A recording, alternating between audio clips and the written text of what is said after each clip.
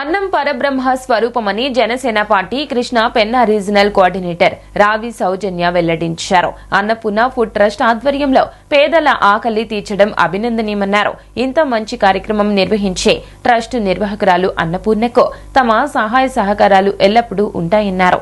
Annapurna food trust ఆధ్వర్యంలో railway station వద్ద బీదలకు అన్నదాన కార్యక్రమం నిర్వహించారు. ఈ కార్యక్రమానికి ముఖ్య అతిథిగా Janasena party Krishna Penna regional coordinator Ravi సౌజన్య పాల్గొని స్వయంగా అన్నం వడ్డించారు. ఈ సందర్భంగా ఆమె మాట్లాడుతూ అన్నం పరబ్రహ్మ స్వరూపమన్నారు.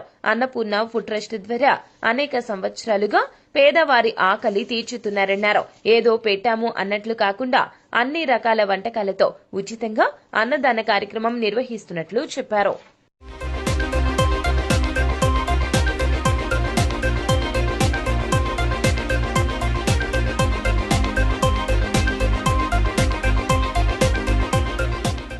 అన్నం పరబ్రహ్మ అని బలంగా నమ్మిన జ్యోతి గారు అన్నపూర్ణ ట్రస్ట్ ఏర్పాటు చేసి ఆ ట్రస్ట్ ద్వారా అనేక సంవత్సరాలుగా పేదలకి అన్నదాన కార్యక్రమం నిత్యం ప్రతిరోజు కూడా 300 మంది పైచిలుకు మందికి అన్నదాన కార్యక్రమం చేస్తున్నారు.